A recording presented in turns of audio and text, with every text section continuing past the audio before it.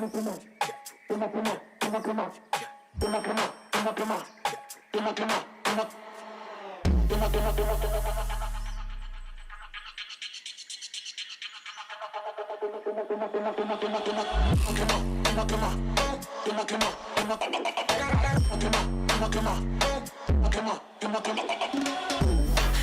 este booty yo te son. Y a tu familia la de son. Papi tengo grasa en el oro. Ay, ay, dale, dale.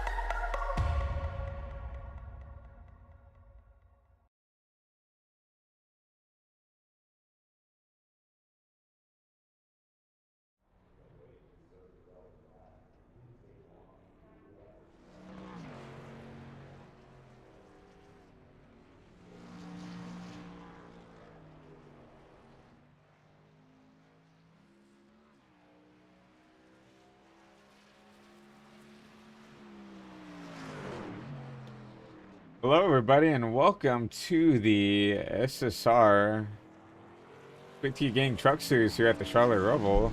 Our race 2 in the round of 12 here for the Truck Series. Hello, my name is Christian Delgado, your lead producer and commentator here for tonight's race. And, yeah, it looks like we got about 5.5-ish minutes in practice, and, take a run through the field here to see who's running up front here. Looks like Lane Phillips, one of your favorites here for the championship, ended up here in the first position here in practice with a lap time of a 1:22.247 in the number 6 Ed Farms machine. William McKellar in the number 75 machine in that P2 spot with a 22.331.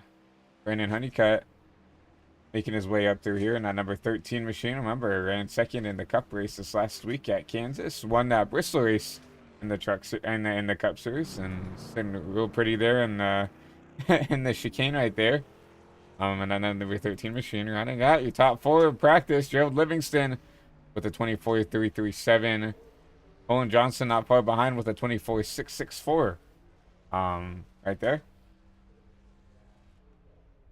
But let's see if we can find someone who's on track here and can kind of go around the track with you guys. It looks like William McKellar going into turn 3 and 4 here. Right on board with him. He can show you around the track here.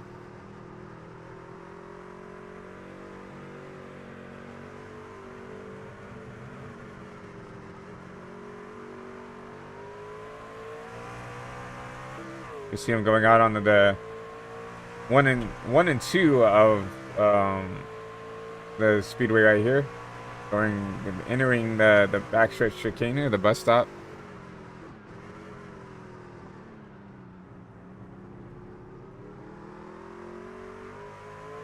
Coming out of that bus stop here, and gonna head into that last final bus stop / chicane here.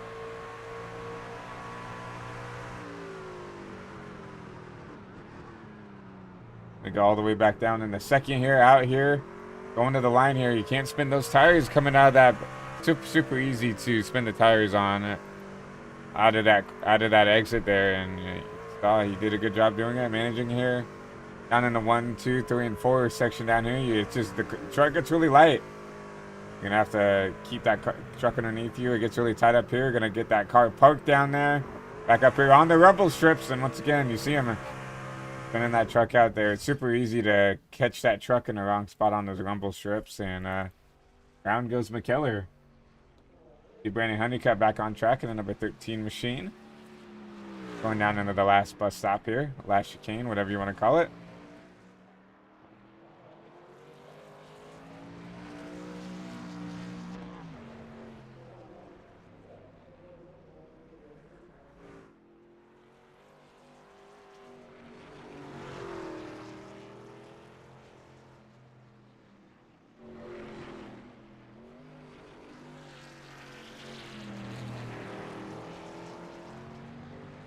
See the number 13 out of turns 3 and 4. Going down into turn 5 here. Turn 6 over here, and down into turn 7. Oh man, gets that truck super upset. He's going to take that last slow left-hander going back onto the oval here, completing the Roval section.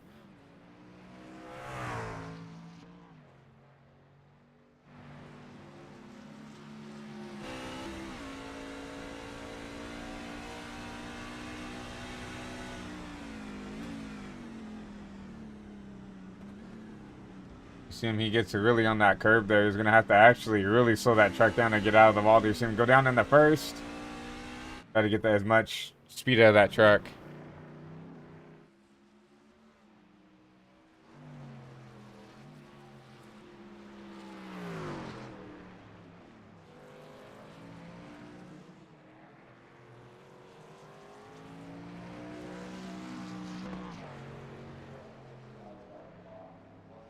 But with a minute 30 left in here, we do have our second fiddle here in the booth for tonight's race. We do have Mr. John Ross in the booth here, so it'll be me and Mr. John Ross. John, how you doing tonight? Man, I am doing good. I'm pretty amped up, Christian, to see these drivers run around Roval. We don't get very often to see some drivers around SSR running these. As you know, the Cup Series does not have any road courses, so really excited to see how these drivers are going to do. And I know that we put up a couple of practice sessions throughout this week. And I know that we had some guys really put in a lot of time. So very interested to see how they're going to race. This is going to be important, right? Because you've got Lane and McKellar really with the window open, as I see that Joe Hudson's not going to be able to make it tonight. So really a great opportunity for those two drivers to make up a lot of ground on that Joe Hudson truck. Yeah, Joe not being able to make it. Disappointing for him. I mean, he talked about it last week. Not looking forward to it, but wanted to show up to at least keep himself in the fight here. But does give an opportunity for Lane, for McKellar, for some of the other guys. Full hot for like Sam and looks like Ira not gonna be able to make it as well. So for some of these other guys that come up here, maybe take some points away from some of those front runners here. But 8 seconds left in practice. Looks like Lane Phillips gonna be your fastest car through this practice session here on that number 6 machine. So Lane Phillips, William McKellar, Brandon Honeycutt, your top 3 in practice.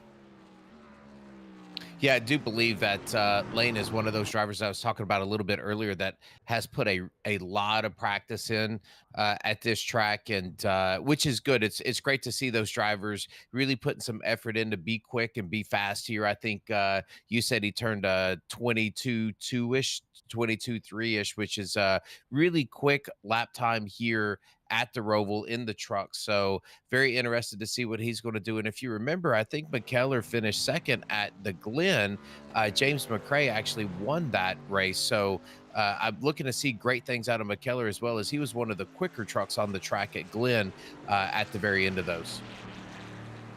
Speaking of McKellar, looking at him right now for his lap here at this Charlotte Roval here. Remember, I feel like a big thing you have to talk about here is can't really burn up the tires here on these outlap. The Roval's quite a bit, pretty decently long track here. You can't.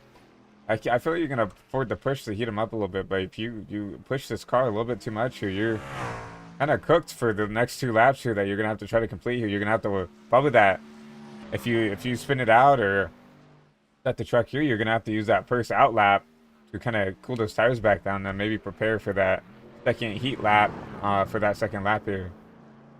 I agree. I think, you know, when if you get the truck a little sideways, or you even lock it up, and you get that right rear, even the left rear hot, there's 2 things that have to go through your mind when you're on a road course. And one is, you know, how am I going to be able to brake? And the second part is that how am I going to be able to throttle out? So, you know, normally you can handle the throttle out. I think what gets shocking is when you heat those tires up, your braking markers really change. And I think that is one of the things that maybe some drivers don't think about initially, but they will feel it, because that truck will get extremely loose on the entry of these turns when they get some heat in those rear tires.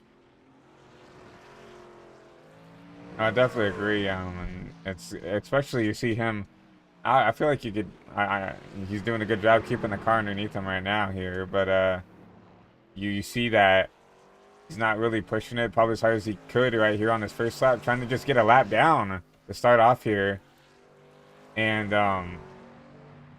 you see him, so close to that wall there on the exit of the Roval section. You see him just probably set a lap down here, and then maybe he'll try to push here to get everything he can coming into this next lap here. Yeah, I really like the way that McKellar is really attacking the berms. I think that's one of the things that we talked about earlier in all of the practices is, you know, really attacking these berms, even through both of the bus stops or the chicanes or however you want to call them. And this particular turn here on the entry is really difficult because it's flat, and so it's a really hard braking zone, especially when you're under full throttle. So there's some tricky spots to Roval that can really upset that truck. And I really like how McKellar is using all of the track. He's using every single rumble strip that he can find, going inside, outside, and that's going to get you overall a lot of speed. And when you're able to do that, Christian, I think one of the benefits of that is you don't have to drive the truck as hard. If I can use the whole track, I don't have to drive the truck as hard as if I'm staying inside of those lines. Yeah, I agree. You have to really take advantage of the where you can push the car up there, because you can definitely push up there, do a little bit too much, getting the wall there, and then your lap's over. Versus, you know, taking advantage of where the car wants you to go here, and pushing as hard as you can right now. He is your provisional pole sitter, Brandon Honeycutt, right now, P2 with a 23.8, so 8/10 off of your McKellar here. So McKellar doing a great job right now, pushing this car as much as he can here, and you're gonna see him try to set a better lap here. Coming to the final chicane here, see what kind of lap time he runs.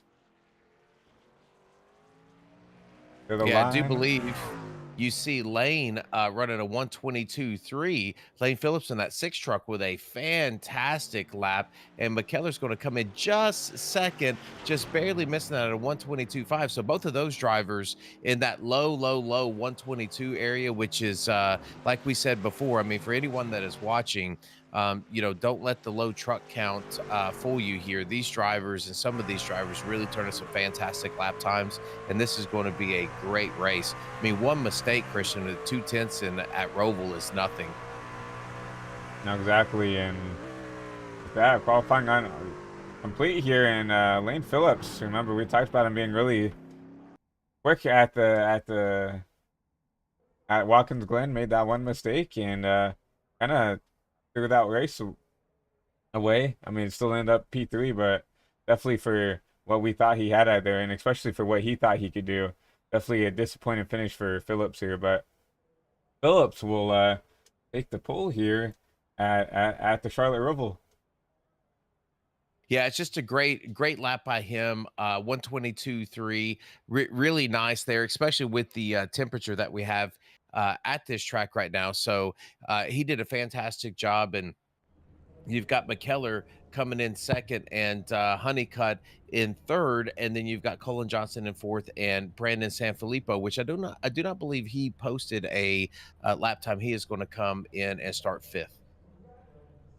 They got Ron Hollifield in sixth, Bryce Dickinson in seventh, Sam Colas in eighth, Gerald Livingston in ninth, and rounding out your field in 10th is Ty Dickinson. And I would say, like, behind everybody decided to not run a lap here. Gotta play it safe here. Start at the back here and try to, you know, maybe get some of these guys out of attrition, because we know how easy it is to overdrive the truck, kill your car, and you know, potentially ruin your race within the first couple laps here, trying to push too hard. Yeah, and you have to keep in mind, you know, we do not run any fast repairs with Slingshot Sim Racing. So, you know, the last thing that you want to do is, you know, have some front end damage or some, you know, rear end damage, especially spoiler damage here as you go through some of these heavy braking zones. But I can tell you that a couple of things that these drivers are really going to look out for is, you know, the entry to turn one, and that truck being able to hop up and down. And if you're under hard braking, you know, and those tires start to chatter a little bit, that truck can get really loose on you in a hurry. So they're going to watch that. The exit of the infield where they get back up on the track and they're trying to throttle off. I think you're going to see a lot of people really push that exit too hard and get into the wall. And then, of course, you know, the thing that makes the Roval so hard is going to be that bus stop and how they navigate that bus stop. Exactly. The bus stop is where you can lose or gain a bunch of time here. Now, it's just going to be about how they set those trucks up. Who can be harder on the braking zone? Who can execute into that braking zone and exit better, right? You can have a best of the best entrance, and then if you can't get out of that very quickly, you have to back up the truck to not hit that wall on the left side of the track on the exit. You're not going to be very good here, at least through that section there. And that's just something you have to think about here is what you need to do to make sure that everything goes through as a lap here. And you'll see some of these guys towards the back maybe tend to struggle here a little bit, But as the laps run off, come on and run, you'll see some of these guys get into a rhythm, start to pick up the lap time here, and especially running all together, you're probably not going to see everybody except maybe the top three really try to push here. I feel like everybody's going to try to just get into a rhythm, feel out their truck, and then start to push once they feel what they can do at the limit here. Yeah, make no mistake, you know, we only have 45 laps, but this is going to feel like an eternity for these drivers as they're turning right, left, on the brake, on the throttle.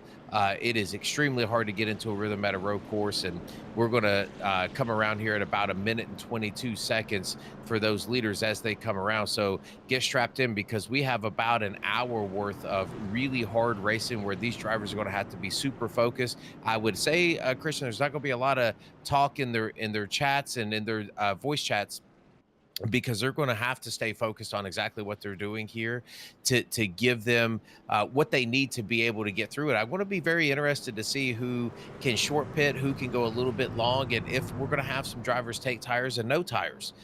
So there's going to be a lot of strategy go into play here as well.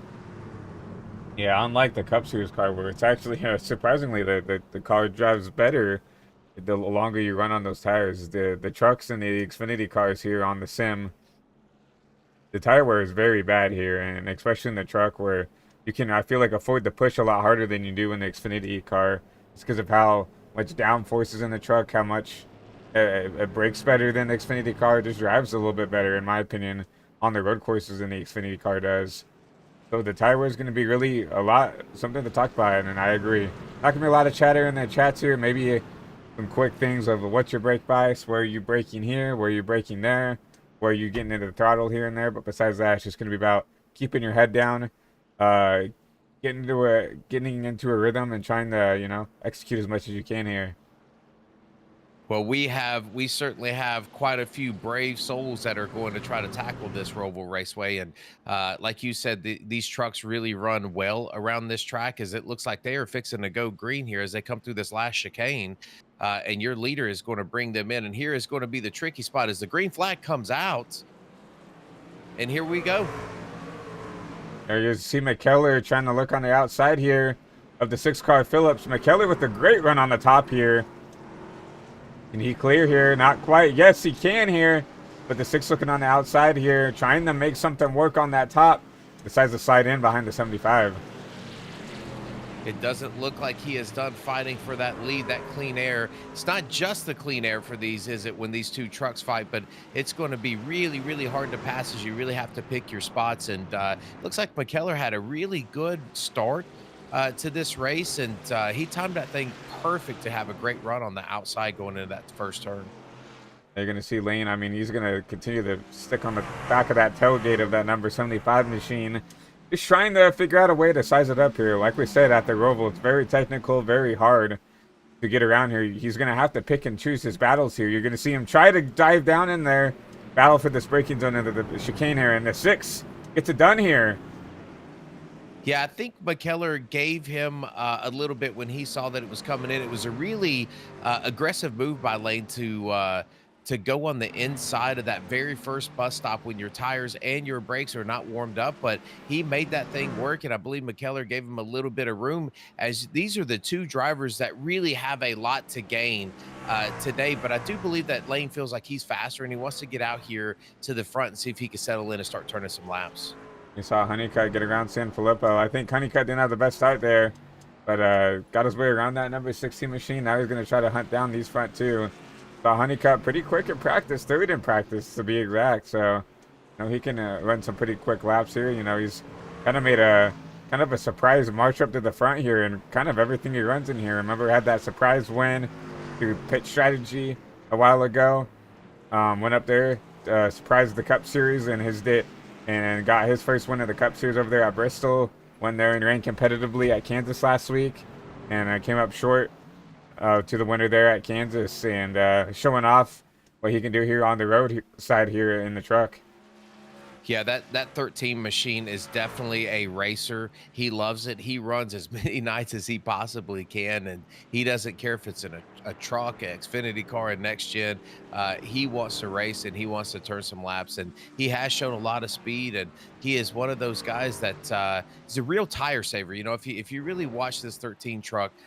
You know, he will sit back and he is fine to lose some spots in the beginning to really be a tire saver late in the race, and that's really paid well for him. He did a great job at Bristol in the next gen too. So look to see some great things. But I will tell you that that Phillips and McKellar, both of those drivers, really putting down some great lap times. Really hard to keep up with those two. All right, now 22.6 for Phillips, 22.7 for McKellar. Brandon back there with a 23.2. So I'm about a half a second off the pace here, but really still within eyeball reach here. We're going to go on board with them. You can still see those two right in eyesight here. So I wouldn't be too worried if I was that number 13 of letting these guys getting away here. I mean, he's still very much in reach. With just one little mistake here, he'll definitely be able to pounce on one of these two here in the next couple laps. Yeah, I think if I know Brandon well, he's not in a rush. You know, he's going to try to keep these two trucks in sight of what he's doing, and he's going to run this first stint, really trying to fill the track out, get himself into a rhythm, and that's going to be the most important thing at a road course. It's not how ahead or far behind you are in this road course; it's the rhythm that you can catch yourself in. And one of the things that I noticed from this 13 truck is, you know, he is really staying inside of that blue and white line all the way around. I think you're going to see him as he wants to pick up the pace a little bit, starts to stretch that out and start hitting some of those rumble strips, and like he does here, going into one where he's going to start spreading himself out and turning some quicker lap times. Yeah, right now still running pretty decently competitive. 23.1, that was faster. That's his fastest lap of the race right now. But you know, as we see now ahead, Kelly just ran his fastest lap. Oh, he goes around here out of turn 3. That is the danger that you have when, oh, he's going to spin back up and barely miss San Filippo as he is going on the inside. It doesn't look like there's going to be a ton of damage. I think McKellar's best bet here is, one, cool the tires down, two, kind of regroup yourself and the frustration you have there with the spin, and three, look to say, you know, maybe I need to short pit a little bit here. Let me get some damage fixed and see if I can get back out. So I think when you see this pit window open for fuel, I think you're going to see McKellar be one of those first trucks down. Yeah, I'm interested to see, especially how this car drives down the straight, because for me it looked like it was a little yacht out. Like maybe he broke some of the suspension in the rear here, but maybe that was me just being a little bit dramatic. But looks like the truck is still at least good enough to run some laps around here, but didn't get a chance to look at the fuel window. But we'll definitely probably see him being one of the first guys down pit road here to maybe take advantage of those new tires and maybe fix a little bit of damage here. Remember, no cautions at the Roval here, as it is a road course here for the Slingshot Sim Racing Series. So, and for any road races here in the Xfinity and Truck Series, there is no cautions that'll be thrown. So, unless there's some type of calamity that would take out the whole pack here, which is probably going to be pretty uncommon with only 8 cars on the field here. They'd need a mortar strike to hit the track or something to get a caution. So, unfortunate for McKellar, but that's what we were talking about in the pre-race. You can't, with those cold tires, it's so easy to overdrive that truck, get it upset there, and put yourself in a really tough spot for the rest of the race. Yeah, it's difficult because, you know, I can tell you I'm really impressed with, you know, his bounce back, and you can see him kind of attack those chicanes and you know, still attacking this track. And I think that is one of those things that McKellar's really known for all the way throughout this season, not only in the trucks, but in the cup as well, as, you know, being aggressive. And you have to at a road course, because if you become timid because you loop that truck once, it's going to be a long night for you as you lose 3, 4, 5 tenths a lap. But you can see he is still attacking these chicanes and these bus stops as though he never looped that. So I think you're going to see him have a really strong comeback. And like you said, there's only 8 trucks out here on this track. So he has the opportunity to make a great comeback here, and he probably can reach that top 3 and still have a podium drive. I definitely agree with that's exactly what Lane wanted to see, though. Remember, this was kind of flip-flopped from what happened, you know, at the Glen. You know, True. Lane was behind McKellar in that at the time third place spot, and he made a mistake into the bus stop and lost a bunch of time.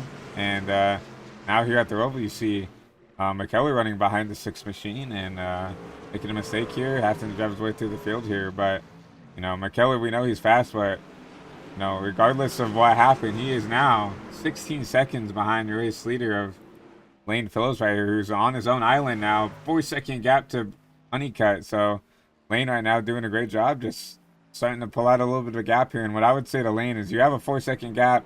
I feel like your biggest competition just wrecked himself out in the first 5 laps. So I would really try to manage this gap, manage the tires, manage the truck.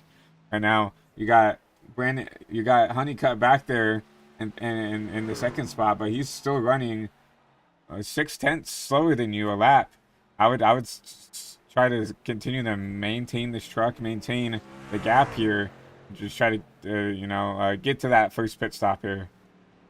Yeah, I agree. I think on a road, course, what you're probably looking for if you're Lane and you have what he has a 4.3-second lead now is, on your braking zones, you can be able to back that up just about a half a truck length to make sure that you're steady. And as you see what he did on the exit of that turn, you want to make sure that maybe you don't throttle up as hard as you normally do, but that's really the only 2 spots that you think, man, I can back this off and keep myself and have margins around what I do. Because I do think that in the road course, it is about rhythm. And the last thing you want to do is take yourself out of a rhythm. As you see, McKellar here is going to go under Sanfilippo to try to take back that third position. As you see, he is now up on that wheel. You can see him driving through the grass to try to get this. So McKellar is back on that wheel. His elbows are out. He is trying to find some more speed. But I think really now, Christian, as you look at it, he's really only lost 1 spot. Now, he only lost that 1 spot to Honeycutt there, and even then, Honeycutt wasn't that far off from McKellar there. But now you see a whole gaggle of cars here, third on back, trying to run down the 75. Oh, huge jump off that curbing there, but 75 able to keep it straight. And you're gonna see him probably start to pull away from these guys back here. He is certainly driving just a little angry, as you can tell that that truck is a little loose. That could be in the steering too, like you said. We could have a little bit of damage that's creating that, but you can see McKellar is really up on that wheel. He is getting everything that he can. It looks like he turned a 125 that last time, so he is right around 3 seconds off of what his quicker lap time is. So I believe you're going to see a little bit of damage out of that truck. So I'm interested to see how he's going to take the rest of this first stint and come in, because Christian, you don't want to spend a whole lot of time in the pits trying to get damage repaired. You want to just do just enough to stay in this third spot. And you see him downshifting in spots that I don't think really the leader is. Like, he is trying to just back it off a little bit. You know, it does take a long time to cool the tires off here, especially when you loop it around and then loop it again here. I mean, he kind of did a double whammy there when he looped it, backed it on the wall and tried to get it going as fast as he could, and then looped it again. So double spun those tires out, and that's exactly what you don't want to do when it comes to that. He is still in full attack mode. I'm going to be interested to see the lap times that he is turning here. And, like you said a little bit before, I think Lane, he's starting to back that off. As you can see, I think last lap, he was just a slight, about 500th of a second faster than Honeycutt. But you don't have to win by 15 seconds. You got to win by a nose. And I think that's what Lane's doing now. And now he is in full protect mode. And McKellar at 18 seconds back, he's the one that's really going to have to play catch up. And right now, I don't know if he is on aggressive trying to catch the leader mode, but right now it's not working. He's still about 2 seconds slower than your race leaders here. So like we said before, even though you feel like you're pushing as hard as you can, that's not always the fastest way to get around here. Sometimes just overdriving the entry, sets up the exit poorly. Trying to get into the gas too early on exit steps out the back end. That's where you're negating and giving up time. So right now, I don't know if it's the damage that's you know, impacting the performance of this number 75, or if it's just him kind of driving a little angry here. But he needs to kind of reset here a little bit and try to run these guys back down. You see him running about equal lap times as the leader here. So, but that's not what you need to do. You can't run equal lap times now. You're 16, 18 seconds behind now. You're going to have to try to find that little bit, those extra tenths to start to reel these guys back in.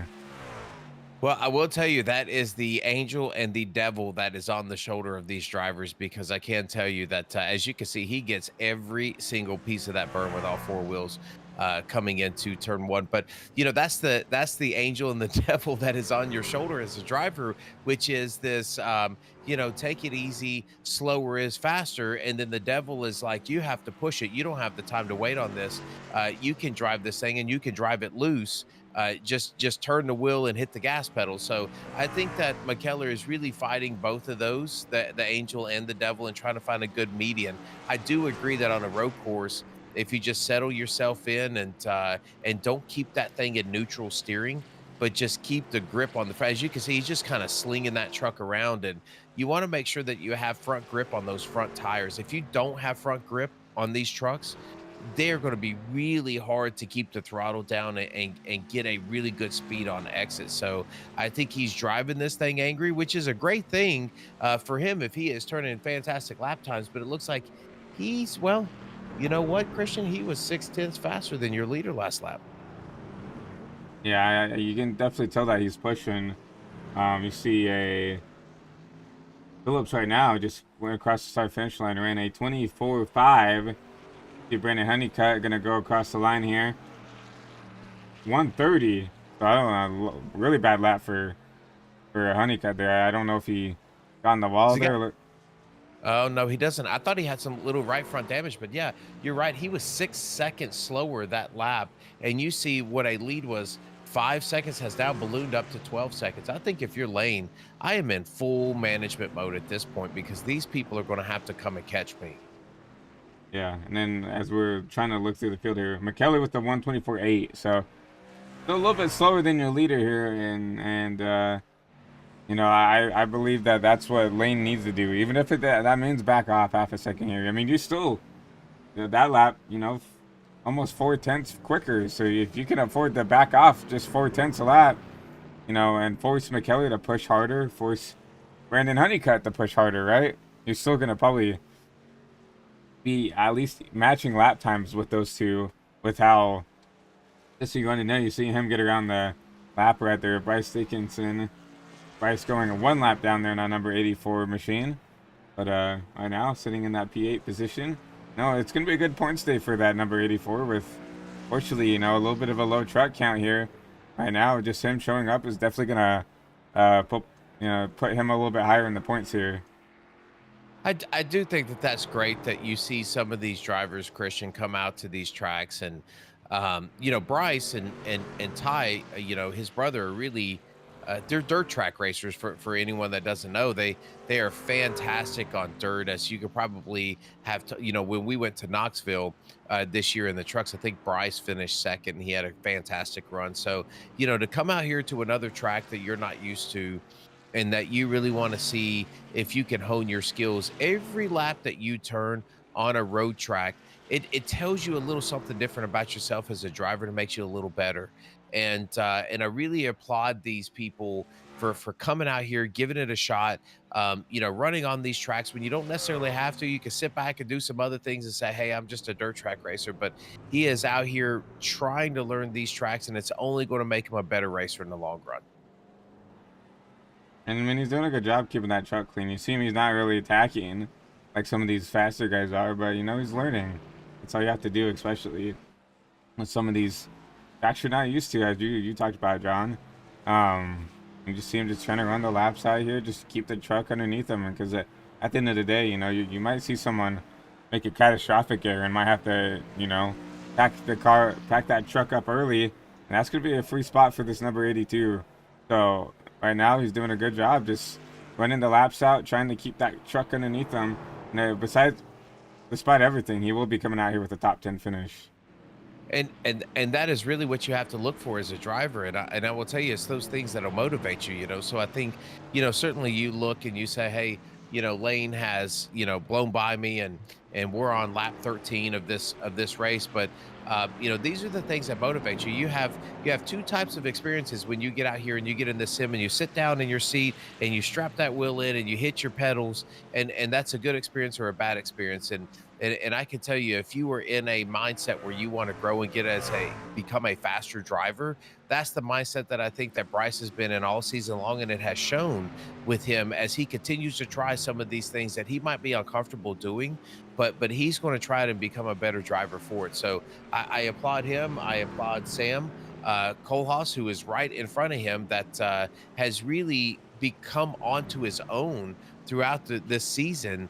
So I applaud him for that too, and I applaud all the drivers for coming out here and really trying something different. Even our leader, Lane, is a dirt driver, so it's great to see him really turning some fantastic laps. Yeah, I want to kind of shine the spotlight on Sam here. He's definitely picked up a lot of pace really throughout the season here. We've seen Ira been up there being competitive, and he talked about getting Sam on the sim, and Sam, you know, slowly improving as this truck season has gone on, or you could definitely see how much he's improved throughout the season here. Obviously, we can see that the road, probably isn't Sam's strong suit, but you see him definitely competitive on the oval side of stuff here. You see Bryce trying to make a move here to get around Sam here. Sam just gonna let him by here. Looks like he does have a little bit of damage.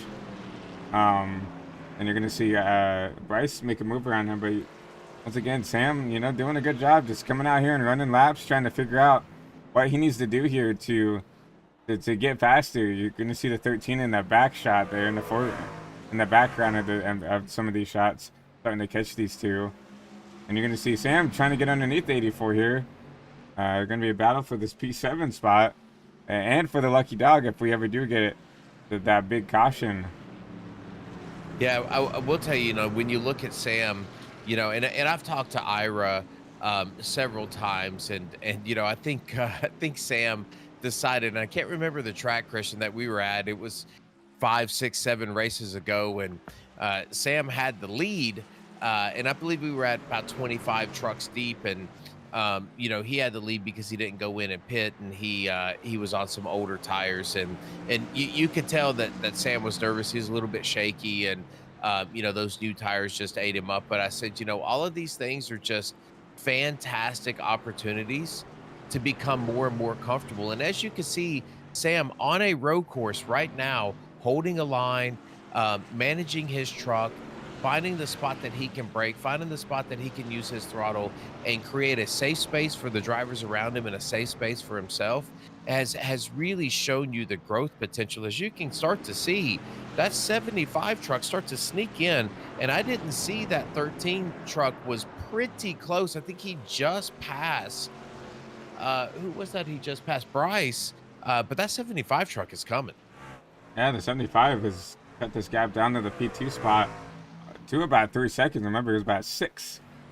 Even after Honeycutt's bad lap there with that 130 lap time. So, I mean, you're seeing right now William running the fastest laps of the race here. He ran a 24.3 to Lane Phillips to 24.6.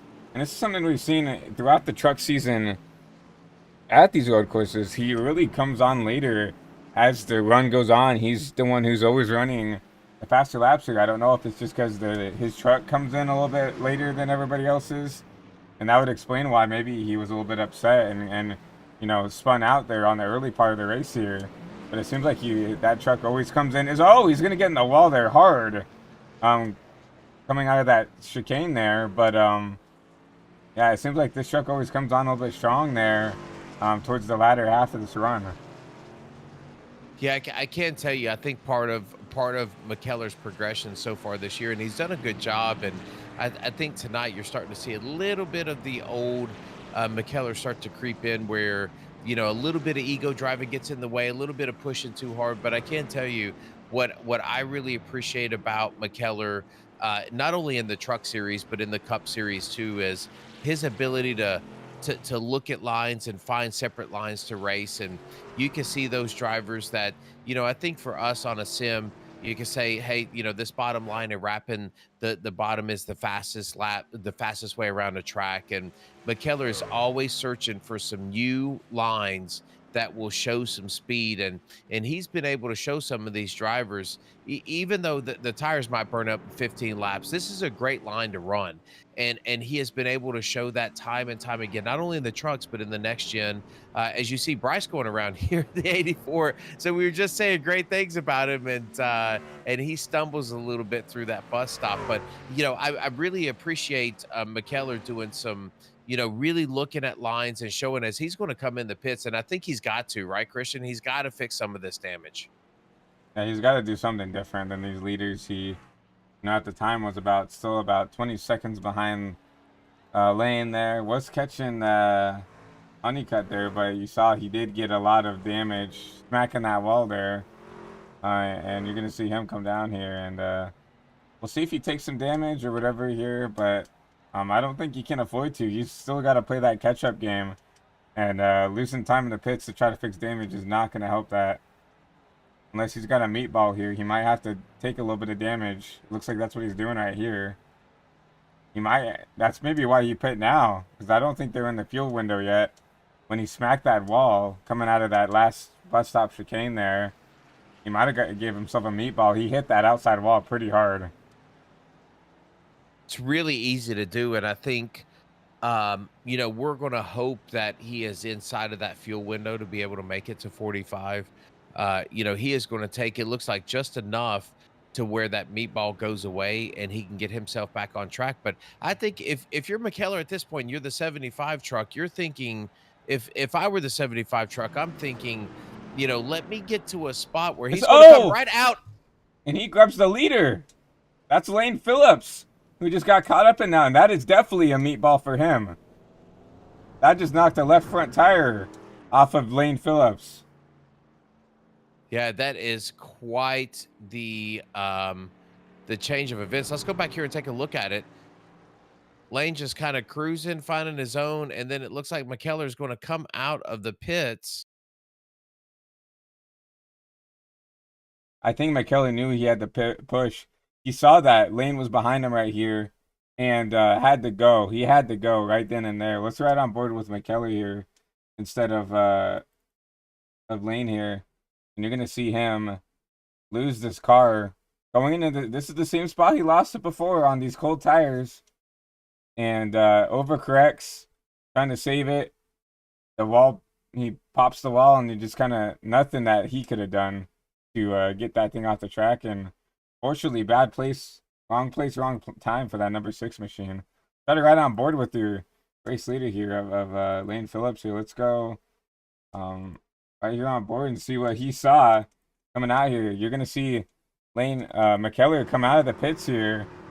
And I guarantee you, he just thought, I have to go now, or I'm going to go a lap down here. You're going to see him loose, overcorrect, and pow.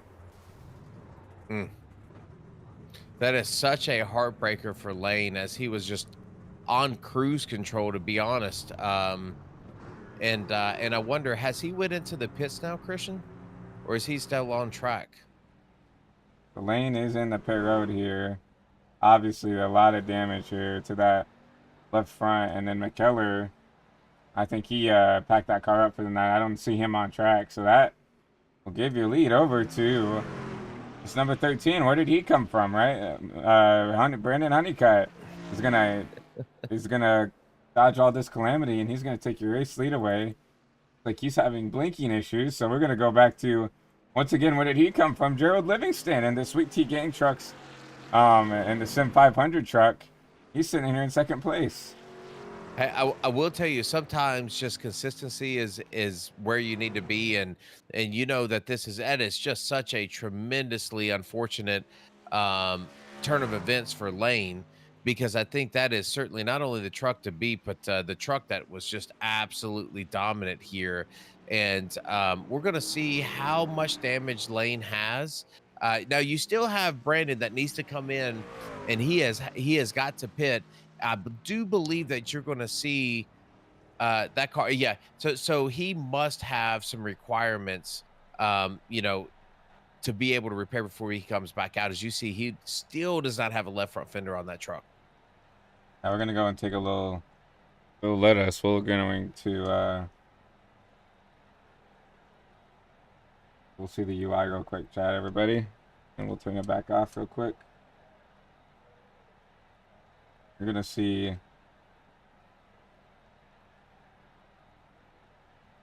lots of damage to that front end, and yeah, you see him out of the truck. You don't. Yeah. Something you see. It's something that a lot of people don't realize in iRacing is that when you get out of the sim and you get out of the truck, it actually pops your virtual driver out of the car as you get out. So you see Elaine Phillips out of the truck. You're gonna see that his pit crew trying to fix that thing as quick as they can here, but I'm not sure how much damage that truck has. But still, if he had enough to get out of the truck, it's probably day over for that number 9. His number 6 machine. You see him come back in the truck. I don't know how much he's got left, but he has climbed back in that number 6 Ford F-150, and I mean, right now he's currently 2 laps down, so he's gonna need a lot to happen to these other drivers to give himself a chance to come back here and be competitive. Yeah, and I will tell you, you just never know what's going to happen to you in a race, and that's going to open this up not only for Honeycutt but for Livingston there in second, and the third place. So you have really a new podium, 3 drivers outside of Brandon, because Brandon was running second, but it's now going to take over that lead. But with a 17-second lead, I think if you're Lane, you were just biting your lip thinking, man, what could have been at this stage in the race, halfway through. Yeah, I mean, that I have to feel for him because it was literally textbook definition of wrong place, wrong time, right? And I'm interested to see, what Kelly's headspace was coming out of the pits there. I think the only thing that he thought is I have to stay ahead of the 6 machine because if I don't, I go a lap down here.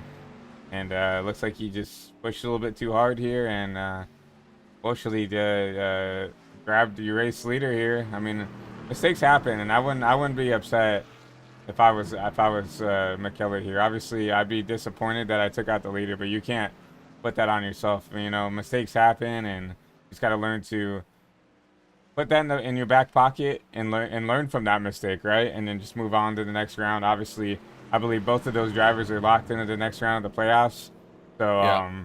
I don't think it's nothing to worry about. I wouldn't worry about it if I was Lane either. You see the 13 down pit right here, but I wouldn't worry about it if I was Lane. Obviously, it didn't look intentional in any sort of means there, so just guys are gonna have to swallow your losses and then move on to on the next week where we're going down to we're gonna start the round of 8 here in the Sweet Tea Gang Truck Series. Yeah, I completely agree, and I do think, like, if you're Honeycutt, you're thinking, hey man, I have some new life here. Not only just because I was running second, but I got some new life to win this race, and now this whole scenario changes for this race as you see Lane is still trying to get some damage repaired as he is meatballed. So this has been a huge turn of events, and again, we had talked about McKellar and the growth, that he has had this season. I will tell you, it seems like, right there in those instances, Christian, I think you kind of revert back to, I'm faster than I'm supposed to be, and I'm certainly faster than where I'm at today. And so I want to get out here and show it, and you overdrive the truck, and it's unfortunate that you catch the leader in those things. I certainly don't think that's intentional, as Brandon is out here turning this thing hot on new tires as he comes out sliding across the infield. Yeah, I think that's just the cold tires really showing how it now that's 2 drivers that have gotten a little sideways there on the exit there, and that just shows how difficult these cars are to drive. These trucks are to drive on these cold tires with the downforce. You feel like you could push as hard as you can out of the exit. It's not like a GT car where they drive better on the fresh cold tires here with how much with how heavy and and how much there's no downforce on these things, even though we talk about the truck does have a lot compared to like a Xfinity car. It has a lot of downforce, but all these trucks, the Cup car and the Xfinity car, these all things drive like a boat. You see him continuing to slide this thing around, so you're just seeing how hard it is to drive on these cold tires, and you're seeing him push his truck to the limit, even though he probably doesn't need to, but definitely showing the fans how to get it done here.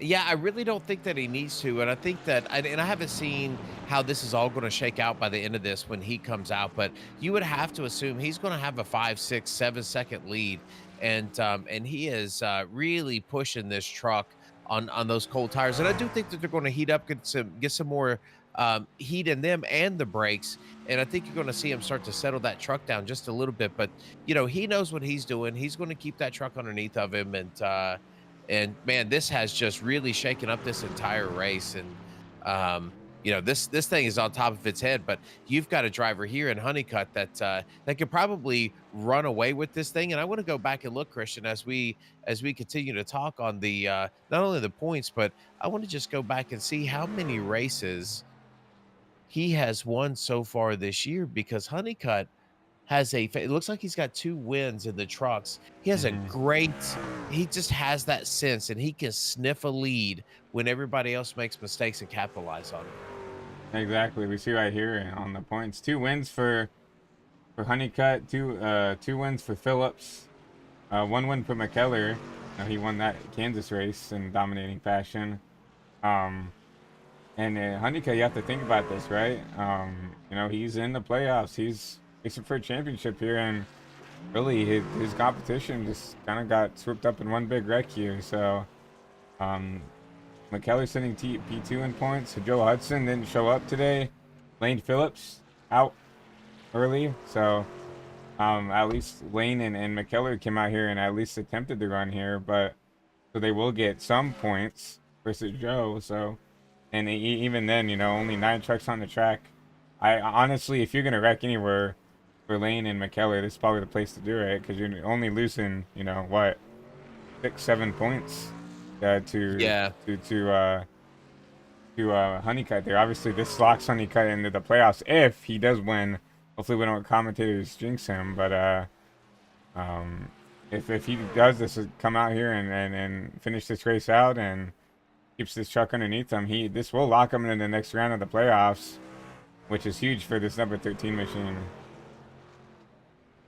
I completely agree, and I do think that that this really puts him right into this chase discussion on what we're going to do for the rest of the season. I think this puts him solely into that. I do know that that Hudson was probably hoping that a little something like this would happen, as you have your second and third place drivers in the chase kind of get into each other. It's really dramatic, and you really hate that these things happen, because ultimately for every race you want to say we lined up together and the faster driver won, and that's just not how racing goes, not only in oval but road. There are a lot of things that happen. If we wanted to say that, Christian, I guess we could all line up on a drag strip. So that is part of it. It's part of racing. That's why we get around other drivers, and sometimes it goes our way, and then sometimes it does not. And this certainly did not go McKellar and Phillips' way tonight.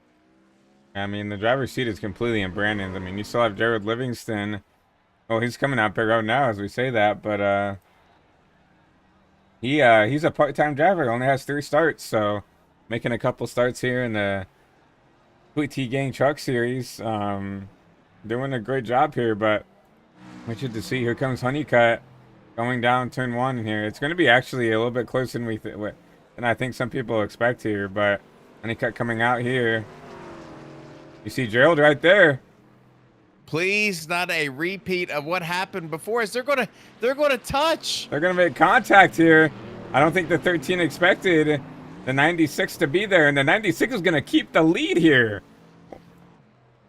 Wow. So even though you've got 8 trucks starting this race, Christian, I think you can feel the tension. Not only can you feel the tension on the track, but I think up here in the broadcast booth, if you've got the McKellar and Phillips making contact, you got this 96 driver, and he said, listen, I might be part-time. But what I am going to do is I'm going to get in this truck. I'm going to try to win this race. And I think Honeycutt is probably thinking big picture, right? So if you're Honeycutt, you're thinking, hey, let me just be calm, keep myself where I'm at because I am in a championship race here.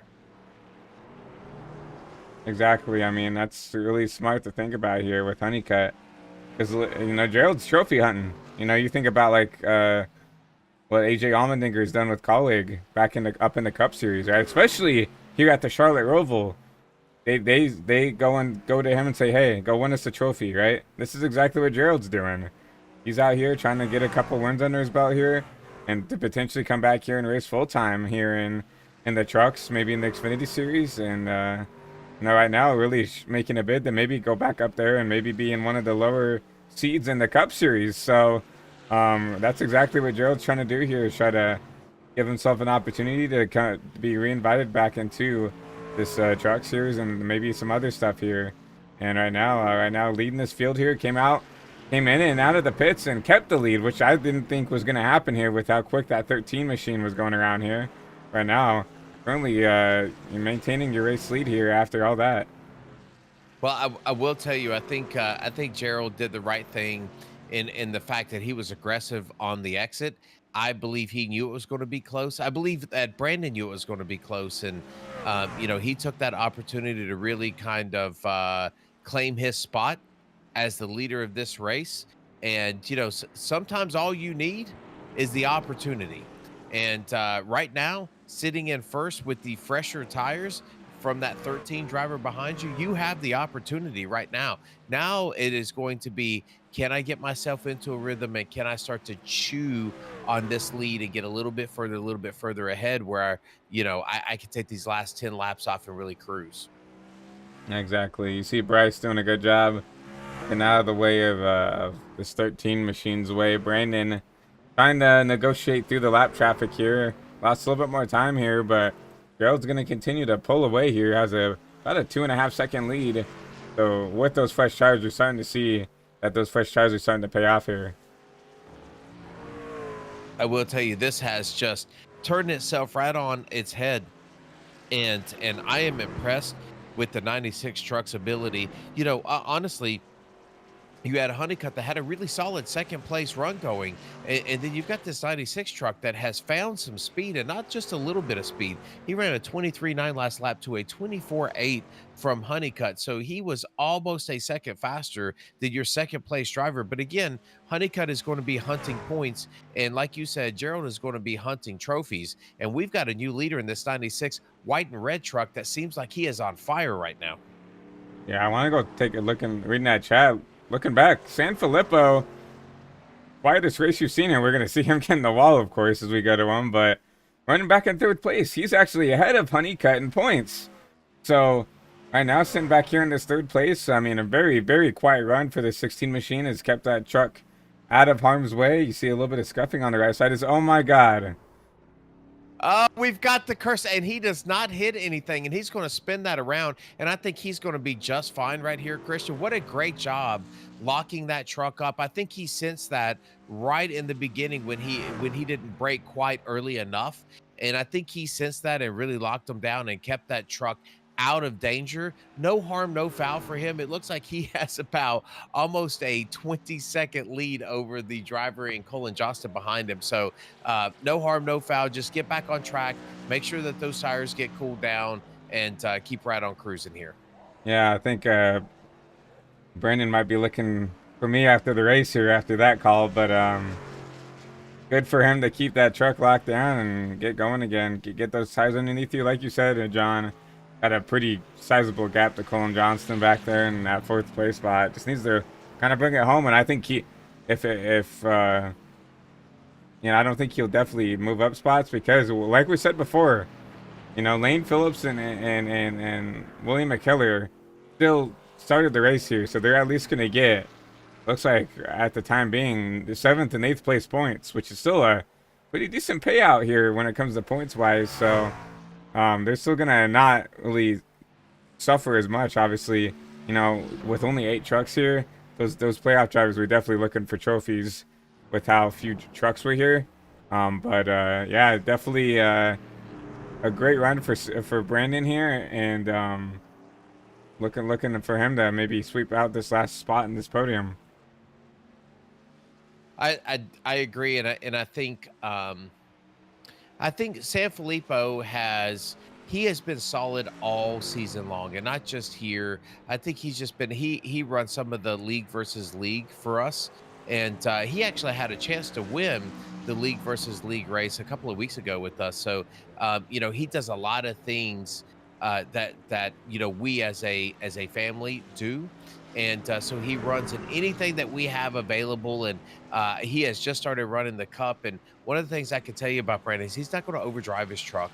He's going to keep everything under control. And, you know, sometimes you don't have to be the fastest to be the best.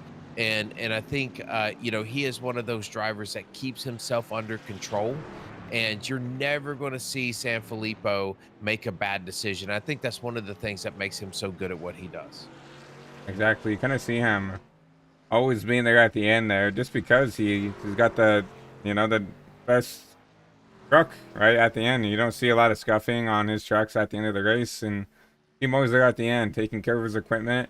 That's what you have to do a lot of the times, especially in these lower series where you're going to see some guys maybe push a little bit harder than they need to and tear up their equipment, tear up the handling of the machine at the end of the race here. And that actually allows, you know, someone like Filippo to pitch back up here in the latter parts of the race. I will tell you, it looks like we do have our two leaders that are about 4 seconds apart, but they're almost mirroring their lap times. I do believe that Honeycutt has started to settle himself back down and into a position where he's turning some good lap times. And, you know, Gerald's about 4.3, 4.4 seconds ahead of him. But, you know, again, I do think that, you know, both of these drivers have found some they've got a gift, I think, essentially with McKellar and Lane out, and they're just going to make the most of this thing. And you can see that Sanfilippo's here. But I've got a question for you, Christian, as an oval racer. You know, when you look at these road courses, I think a lot of drivers that run oval look at these things and they circle them on their calendar and think, man, if I don't have to run that, I'm not running it. You know, why do you think that is? One, and two, how do you think that oval drivers can get better at road? Well, you kind of just said it kind of in the aspect there. I mean, they're oval drivers. They're not road course drivers. They put hours into getting good at the ovals. I like the you know, the more trickier ovals, like maybe like an IRP that we ran at earlier this season, or you know, some of these other mile-and-a-half tracks. You see, you know, you know, you see some guys that do a lot better at the short tracks than you do at the mile-and-a-halfs, and you see some of your road course ringers at some of these tracks. I'd love to see, you know, if we have any in the Cup Series, but unfortunately, no road courses on in the Cup Series here in SSR. But that you kind of just said it right there is like, you know, we're oval drivers. We're not going out of our way to race a lot of road or doing everything. I know there's some drivers, including myself, that would do some road on the side, but it's not something that we take as a priority. But when it comes to getting better, I just feel like just time in the sim always is better, whether it's on the road, whether it's, you know, just running in general. When you get a good feel for what the sim wants you to do and how the car wants to drive, that's why you see a lot of guys, like for me especially, who only run kind of one car, which is in that next gen. Once you figure out exactly what that car is telling you, you can kind of run whatever you want there and be semi decent and get up there and run for a top 10, even in a track that you're not familiar with, or a truck, or you know, maybe a vehicle that you don't know that well. It's just time in the sim, and you can feel what the physics model does, how the tires grip the track, how the car drives after a couple laps. It's just time in the sim is definitely key. It's just like, you know, practice. You know, a lot of people say like practice makes perfect. My motto is practice makes permanent, right? If you don't practice properly, right, you're not gonna be perfect, but you're gonna permanently engrave that in your brain of doing it the wrong way. So you have to learn how to do it right, and if you're not practicing right, you're gonna continue to not be good, especially here at these road courses. You think, oh well, I'm doing the best I can, but if you're not learning from others, trying to do homework to be faster and trying to figure out what you need to do there, you're gonna continue to you know, practice makes permanent, and continually to practice the wrong way. So I definitely think just looking up to guys that are a little bit better than you, asking questions, or even if they are going to be stingy and not share their secrets, just get in there. You know, it's so easy to go in and ride on board with guys, or to look at telemetry and see what's going on, and just to see what you're doing different. I do think that's one of the great things that you bring up, you know, really right at the end there, which is, you know, if you hop into a lobby, and even if it's official lobby or one of these leagues, and you see really a driver that's, you know, 5/10, 6/10, 7/10 faster than everyone else, you know, and you can go back and look at those laps, you know, and you can check them and see what gear they're in and see how they're running the track and what they're doing. And I do think that there's a field of road that will help oval drivers. And I do think that oval drivers um, really will lend themselves well to road if they give themselves a chance, because I do think throttle control is important, braking control is important, and I do think that if you run enough road, it'll help you in short tracks, and really even mile and a halves, right? Because if you can really learn how to trail brake well, I think that you're going to get better and be able to turn faster lap times. But I will tell you that I think road is one of those things that, you know, some drivers in oval series really enjoy, because they know they're kind of a ringer. They know they can get great wins and or really top fives. And then I think some of those drivers really look at that and circle it and think, man, this is not for me. But I will tell you, I appreciate every one of these drivers that come out tonight and put forth the effort to do a great job here, as we see that that Gerald is starting to step away. He has a 6.3 second lead now with 12 laps to go. If you're Gerald and you're in this 96 truck, what are you thinking right now, Christian? Are you thinking just hit my spots and just make sure I've got 6.4 seconds? What could go wrong at this point? Yeah, exactly. You'd have to give up about, you know, a half a second a lap to Brandon, which is going to be, I mean, he'd have to do something catastrophically wrong to his truck, or just, you know, just fall off the pace for some odd reason for that to happen. So half a second a lap is, you'd have to give up. That's a lot of time, especially at a road course. So, and how consistent he's been here. But I think right now, if he just hits his mark here, I think he's got it under the banks here. But we're getting ready to go to 10 laps to go here. We haven't really had an opportunity to, you know, pay the bills here at HVTV. So we're going to go ahead and do that real quick, and send you over to our family over at Scary Strokes, and they're going to tell you a little bit about them. So should be back here with around 10 or 9 laps to go after this break. Welcome to Scary Strokes, where fun meets fright, where every experience transports you to a world of fun. Play 18 holes of blacklight mini-golf in ancient Egypt, a haunted house, and beyond the grave. Step inside our virtual reality arena, where you take control of video games and virtual worlds. Battle robots, shoot zombies, and compete against your friends.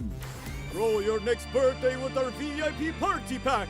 Our party pros are ready to entertain you with a fright fest you'll never forget. Perfect for an action-packed date night full of flirty fun.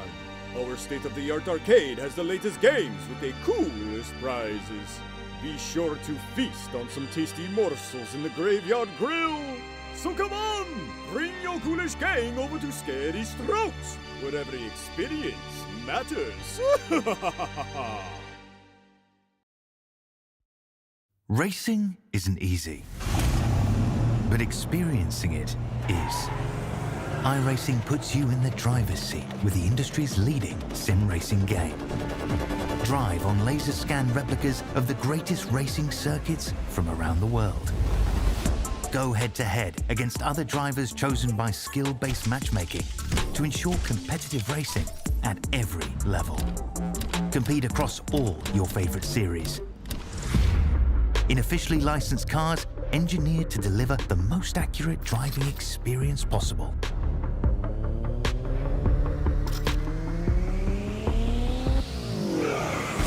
Join a race or host your own with players from across the globe.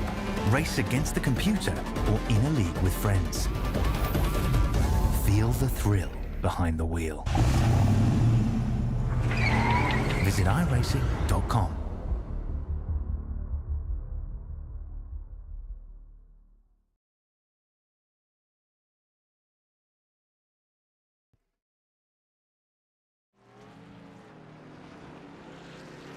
Back here at the Charlotte Roval, 9 to go here. He's top 5 here. Livingston, Honeycutt, Filippo, Johnson, and Dickinson in that number 84 machine.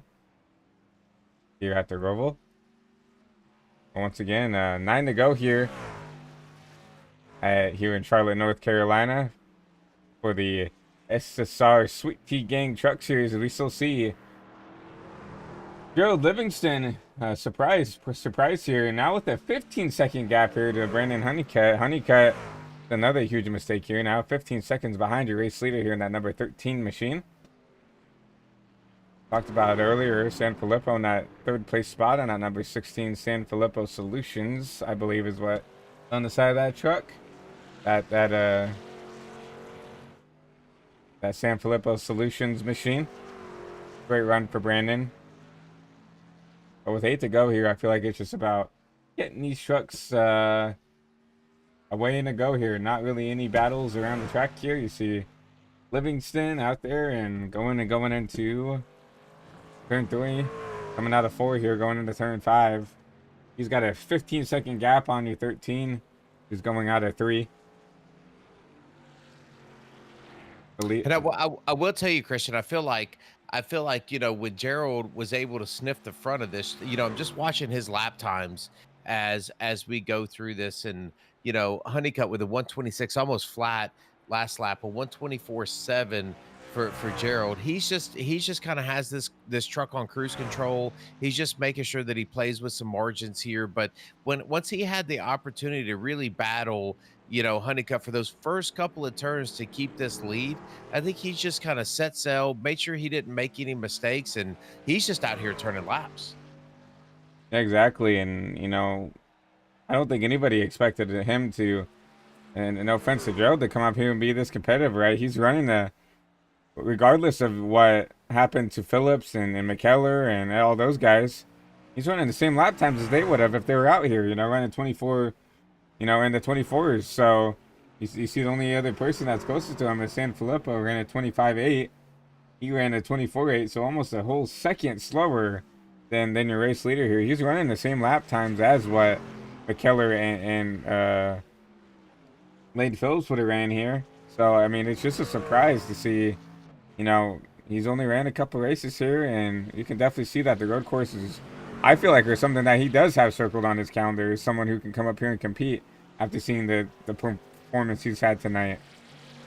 Yeah, and I think it's just being able to run inside of yourself, right? And I think that's where he's at. He's just making sure, you know, when you've got that wheel bolted in and you got your hands wrapped around it, you want to make sure that you can feel those front tires, you can feel what they're going to do, and you can feel the grip in the rear tires, and as you get that feedback in the wheel, and I think for him, that's exactly what he's doing on these road courses. You could just kind of feel, you can feel the vibrations in the wheel and the brakes and the throttle, and he's just making sure that he keeps all 4 of those tires underneath of himself and continues to turn laps. As you know, Brandon has he has a responsibility to try to track Gerald down. Gerald has the responsibility just to turn good lap times and make sure that that nobody can catch you. So I think all the onus is on that second place driver, and he is just sitting here thinking, man, I have 6 laps to go. What I do not want is just one little bobble.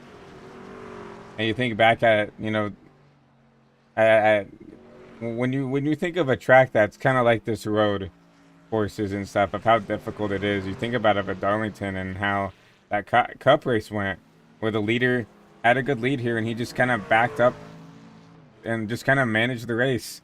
He kind of, you know, set lap times to where that they would be forced to have to go up and catch him again. This is exactly what Gerald's doing right now, and even then he's still running faster than the P2 and P3 drivers. So you can kind of look that back as an example of that Darlington race that happened earlier, last month or so, and go back and say that, like, this is exactly kind of copy and paste what happened with Gerald. Of course, Gerald kind of got given the lead in a different circumstance compared to that other race, but he's definitely not taking it lightly, and his since he's gotten this lead, is not giving it back away. Yeah, he saw his opportunity here and he has really taken it. And you know, he's shown some speed.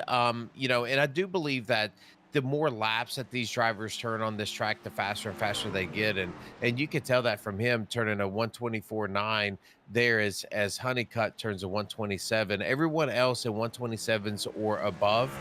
So he really put really 3 seconds on these drivers, 2 seconds on these drivers just in a single lap. So think he's really come into his own. He's nice and comfortable. He's looking at 5 laps to go, and at this point, it's just hit my brake zones, hit my throttle zones, and don't overdrive this truck and create any sort of issue. Yeah, if anything, he still has a very good gap. He'd have to give up 4 seconds a lap to allow someone like Honeycutt to get through him, and another 5 seconds a lap for Filippo to be in contention. So even if he does make a mistake, he has such a huge lead. Oh my God, cut that tire barrier so close. Thought he actually made contact there with it. But he has such a huge lead here, running consistently, what, 2-3 seconds quicker a lap. He can afford to even make a mistake if that would to happen. Yeah, I will tell you, you have those moments, and I could just see that truck as he's going to get close to that inside barrier there. I can see that truck slide around just a little bit, and I think sometimes maybe you get a little overconfident, Christian. You got this big lead here. You're 20 seconds up, and you're thinking, hey, let me try to lay some lap times down, just so that everybody knows that that I'm absolutely dominating them. And I think when you do that, you lend yourself to a few little mistakes. And I will tell you, this track has some tight spots, and that's that inside barrier like you talked about in this turn that we're talking about here in turn 1, where it likes to hop around, and if you're on the throttle, it can chatter the rear tire. So he had better be careful and just kind of set himself sail. 4 laps to go, and like you said, he'd have to lose 4 to 5 seconds a lap to even be in a fight to win this race. Exactly. I mean, and Brandon has matched his lap time there, so I mean, he's definitely pushing as hard as he can. They ran a 25 for the first time in a couple laps there. Colin Johnson went into 25 as well, but he is a whole minute behind here. So only, I mean, he's only about 20 seconds ahead of your race leader versus behind him. So that's the pace Gerald's putting on right here, and you can even see the 15 if you look close enough in that 4 shot of looking at your race leader here. So but with 4 to go here, I guess we can go through your field one last time. There's only 6 cars that are still on the track here, but we've talked about them all race. Brandon Honeycutt led a couple laps here, and unfortunately gave that lead away through green flag pit stops. Filippo back here in 3rd. He's on 52 seconds behind your race leader here, but looks like without a mistake by him, he's going to get that last podium spot here. Colin Johnston having a quiet day in 4th. A lot of damage to that truck, but you know, he's keeping it around and trying to get it home. Bryce Dickinson in 5th place here, 3 laps down. Quiet day for him as well, but he's gonna.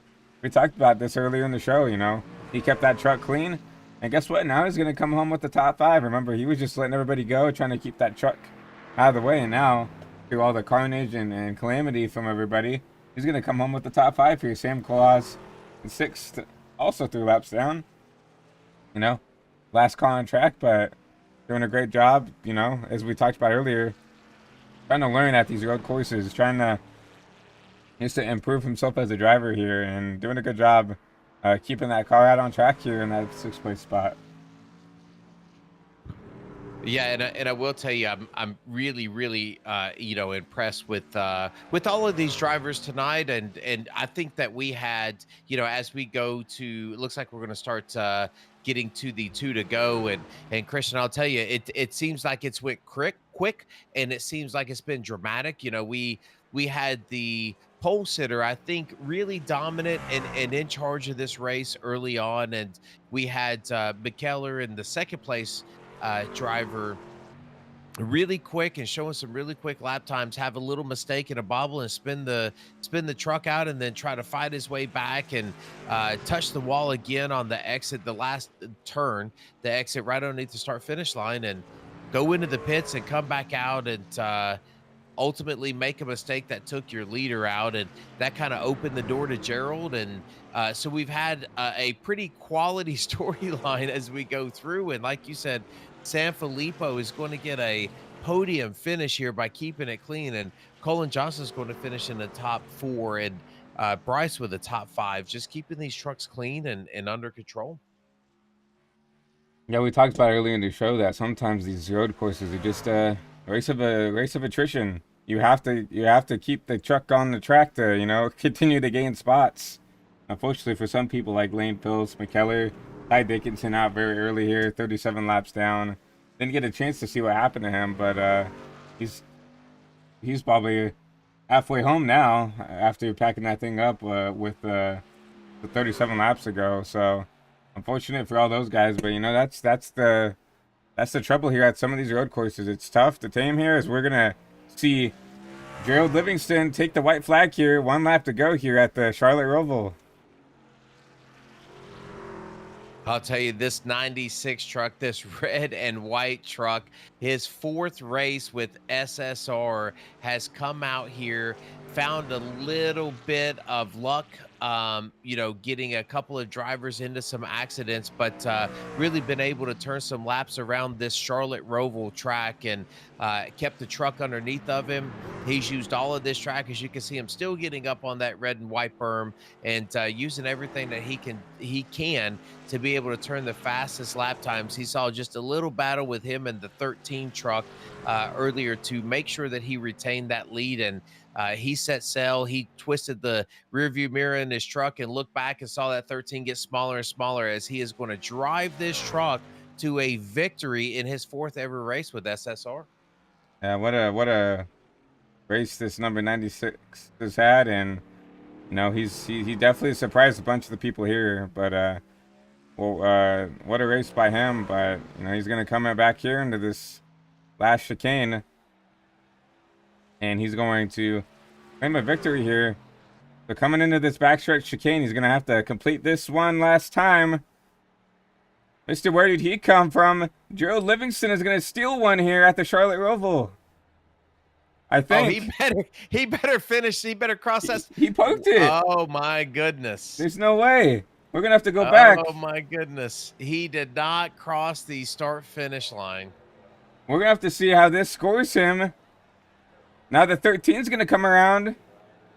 I don't know what is going on here, Christian. I don't know if he tried to do that. Brandon Honeycutt just won this race. I am not sure why or where that would have happened, or why that would have happened, but my jaw is on the floor right now, John. I'm speechless. I don't know what to say here. We have to go back and take a look at that. Obviously. I am not certain the reason to stop short of the start finish line. I'm trying to get back onto this driver here. Here we go. Here we called the race here. We're calling it. He won this race, and we're gonna go back and look at this, and nothing else to say here. He just parked it right in front of the start finish line, and parked the truck here. Not only does he give the race win away, he gives away his podium spot. He's gonna finish here in 4th place, right behind Colin Johnson. That is one of the oddest things that I believe I have ever seen. And we're gonna see this 13 is gonna come around. I don't even think he knew. I think you see the 13, he's slow here, because he's confused with what's going on. I thought maybe it was a fuel mileage issue. You see him slow here, right? Let's go in his cockpit here. And I don't know what, I think the 13 was just confused as everybody else was of of Brandon Honeycutt here. You see, he turned the truck off actually accidentally, and you should see him coast to the line here. I mean, maybe he stalled the truck or something, but you see him cross the start-finish line here, and I don't know what to say here. I mean, you're gonna see him do a little burnout here, because I don't think he was sure that he won the race. So I understand why he wouldn't want to stay out and do burnouts if he wasn't the winner here. But he won the race. Gerald stopped before the line. I'm dumbfounded right now, John. Yeah, well, I will tell you that that is one of the oddest things that I have seen. I'm certain that it was intentional that 96 truck wanted to stop right before the start finish line. I'm not sure what that was about. We are looking back to the race control because to get a little bit of clarity, but I can tell you, well, let's just run down the the finishers here, Christian, and we will call this thing a night, my friend, and we will fight another day. Yeah, we saw there, Brandon Honeycutt. I talked about Joe Livingston stealing the win. That is the pure definition of stealing the win there. Brandon Honeycutt, victorious at the Roval. Didn't even get to call it the right way because of what happened. Brandon Sanfilippo is going to sneak out here with the P2. Colin Johnson, P3. And Gerald Livingston, after just stopping in front of the line there, he's going to finish P4. It's funny that iRacing's still scoring him and timing him for that lap.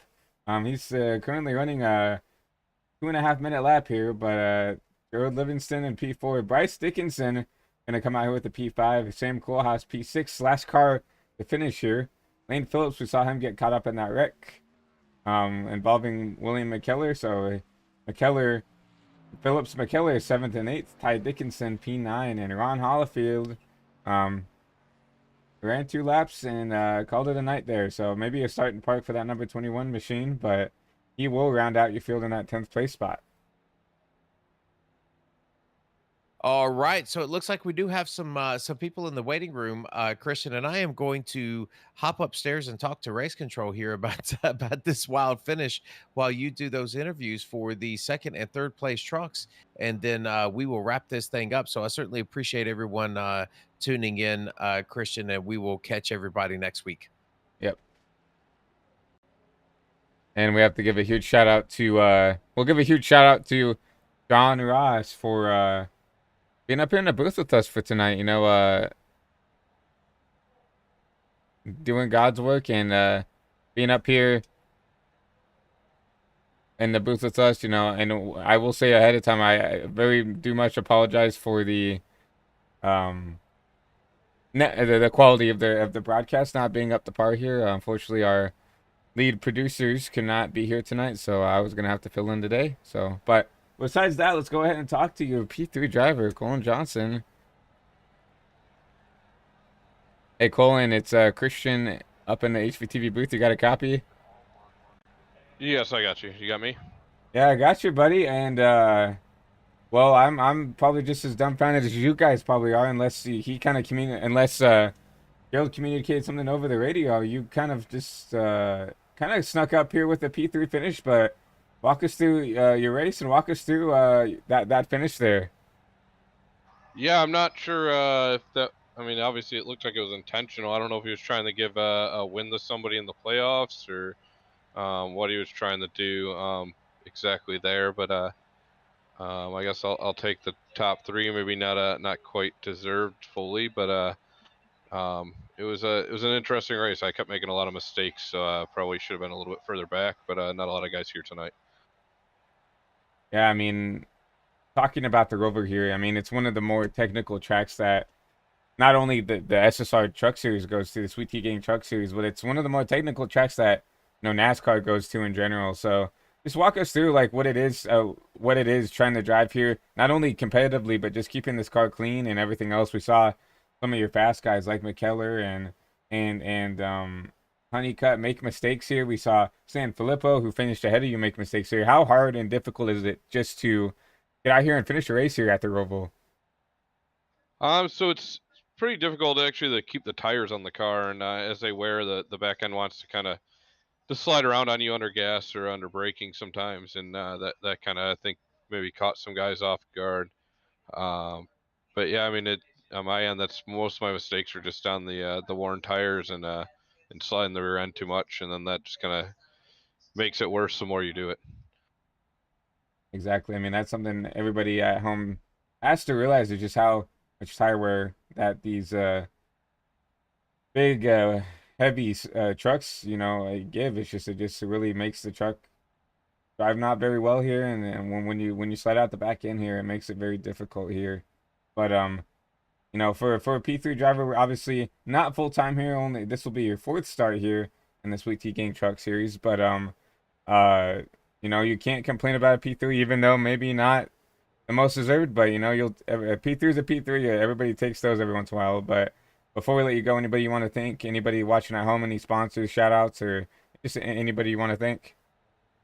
Yeah, Team Watson Racing Setups, Sweet Gang or Sweet Tea Gang for putting on the series, and then my wife for putting up with all this all the time, and Wild Goslin Racing.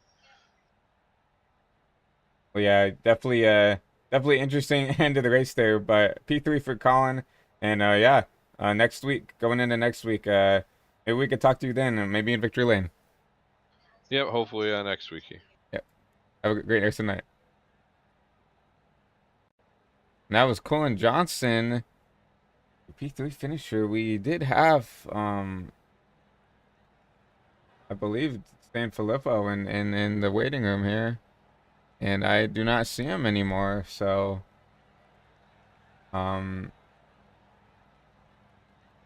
might be it for interviews tonight. We'll definitely keep a close eye out for Brandon Honeycutt and Brandon San Filippo, the two Brandons, finishing one and two here.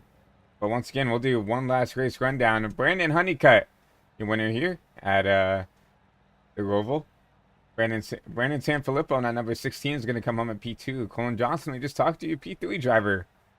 Gerald Livingston, after looks like just stopping in front of the start finish line, is going to come home fourth, one lap down. Bryce Dickinson in fifth, 3 laps down, along with Sam Kohlhaas in that P6 position. Lane Phillips in P7.